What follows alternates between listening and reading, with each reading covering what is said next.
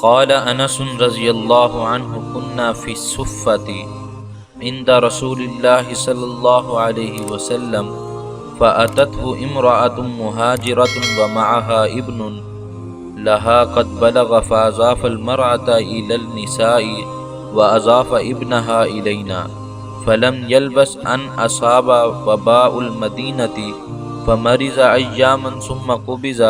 فغمزه النبي صلى الله عليه وسلم وأمره بجهازه فلما أردنا أن نغسله قال يا أنس ائت أمه فأعلمها فعلمتها قال فجاءت حتى جلست عند قدميه فأخذت إبهاما ثم قالت اللهم إني أسلمت لك طوعا وخالفت الأوثان زهدا وهاجرت لك رغبة فوالله من كذا كلامها حتى حرك قدميه وألقى الثوب عن وجهه وعاش حتى قبض رسول الله صلى الله عليه وسلم وحتى حلقت أمه رواہ البدایہ والنہایہ۔ حضرت انس رضی اللہ عنہ فرماتے ہیں کہ ہم رسول اللہ صلی اللہ علیہ وآلہ وسلم کی مجلس میں صفہ میں بیٹھے ہوئے تھے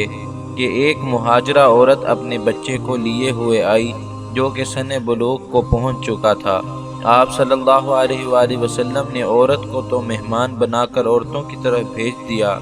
اور اس کے بچے کو ہمارے ساتھ رکھا۔ کچھ دن ہی گزرے تھے کہ وہ بچہ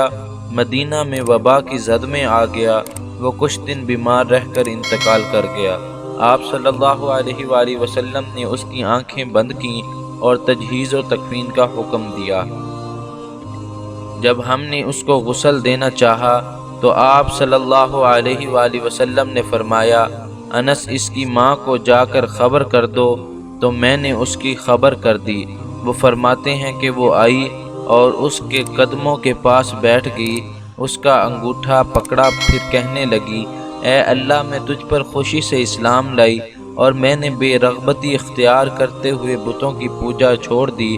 اور شوق سے تیری راہ میں ہجرت کی۔ حضرت انس رضی اللہ عنہ فرماتے ہیں کہ اللہ کی قسم اس کی بات پوری بھی نہ ہوئی تھی کہ اس کے قدموں نے حرکت کی اور اس نے اپنے چہرے سے کفن ہٹایا اور وہ آپ صلی اللہ علیہ وآلہ وسلم کے دنیا سے رحلت فرمانے اور اس کی ماں کے انتقال کرنے کے بعد تک زندہ رہا۔ اس کو روایت کیا ہے البدایہ والنہایہ نے، جلد نمبر 2 صفحہ نمبر 154 پر۔ اس طرح کی مزید اچھی ویڈیوز کے لیے ہمارے چینل دا میسنجر آف اللہ کو سبسکرائب کریں اور ثواب کی نیت سے اس ویڈیو کو زیادہ سے زیادہ شیئر کریں۔ جزاک اللہ۔